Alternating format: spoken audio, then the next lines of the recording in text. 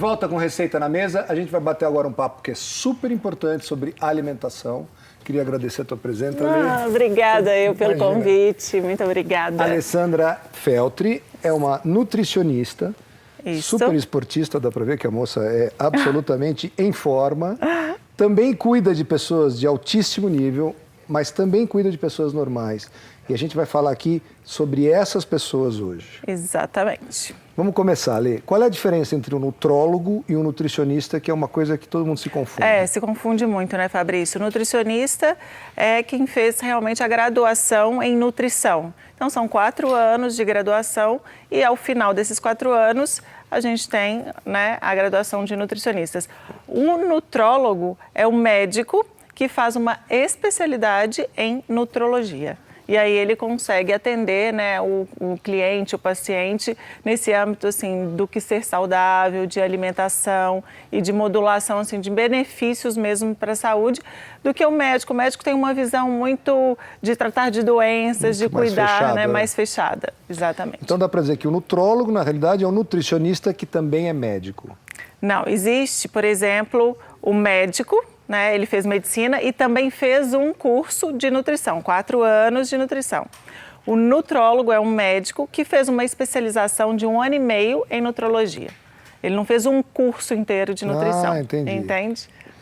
Então, em outras palavras, só para dizer se eu estou certo ou errado, sim, um nutrólogo tem muito mais informação sobre nutrição do que um médico, mas menos do que um nutricionista, exatamente, a princípio. A princípio, sim. E a nutricionista não tem informação médica, teoricamente. Não. Por isso que hoje em dia a gente trabalha muito com equipe multidisciplinar.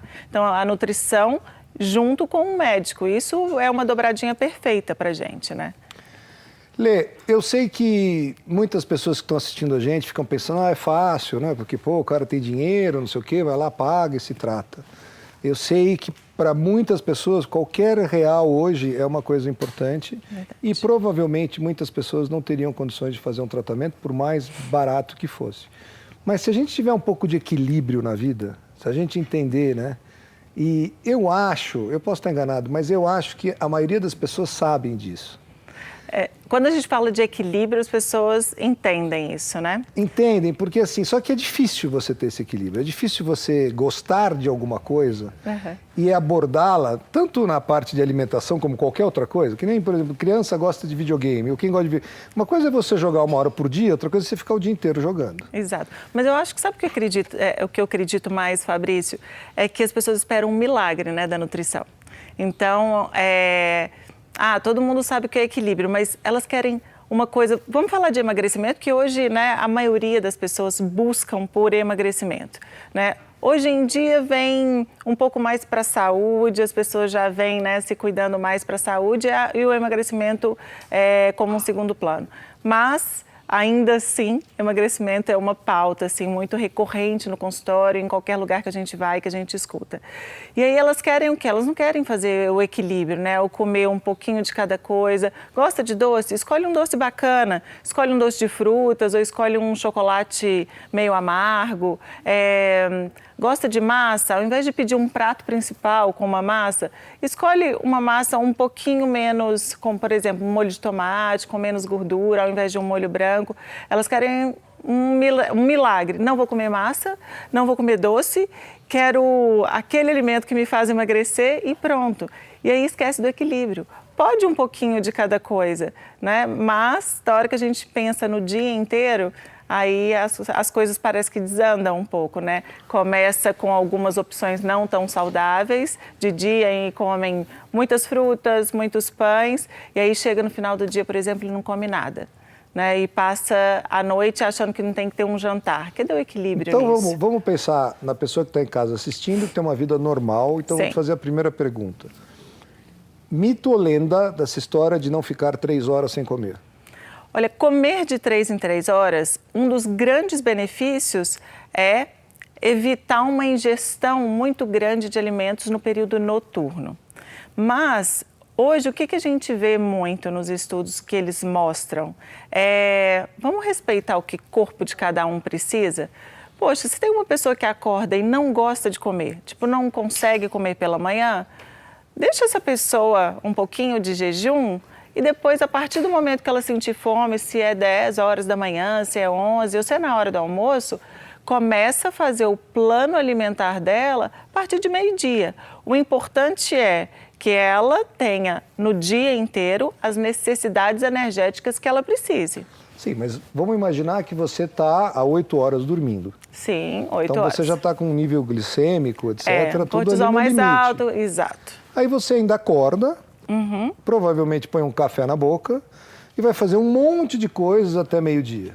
Você está juntando aí quase Muitas 12, horas. 13, 14 horas praticamente sem ingerir nada. Isso não é um problema? Isso não é um problema para todo mundo, porque ninguém é igual. A gente tem que cuidar. Se você for no meu consultório, eu vou cuidar do Fabrício. Será que o Fabrício, o organismo permite ficar 12 ou 14 horas em jejum? Será que isso vai ser benéfico para ele? Quais as suas condições clínicas? Hoje o jejum intermitente, já ouviu muito falar? Já, é mais uma das novidades. É mais uma, assim né? Como foi o glúten, jejum assim intermitente, o como foi a low lactose, carb, o paleo. Mas o jejum intermitente, se a gente for pegar, ele é benéfico para controlar várias condições clínicas. Então eu tenho resistência insulínica, diabetes. Então se você chega no meu consultório e apresenta algum parâmetro ou de diabetes, ou de resistência insulínica, ou falta de concentração. Poxa, será que eu não posso entrar com jejum intermitente, já que você acorda e não tem apetite de manhã? Aí, se você tem todas essas condições, não tem apetite de manhã, e essas outras considerações que eu preciso considerar, eu vou colocar o jejum intermitente e, a partir daí, fazer o seu planejamento alimentar. Mas o que acontece? Se você não for em um profissional, você vai, tá na moda, né? Jejum intermitente, gente, não vamos comer.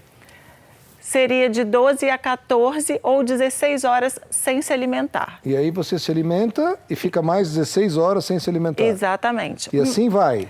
Mas existem estratégias diferentes. Mas basicamente seria se alimentar uma vez por dia. Não, uma vez por dia não. Por exemplo, você pega uma última refeição 6 horas da tarde.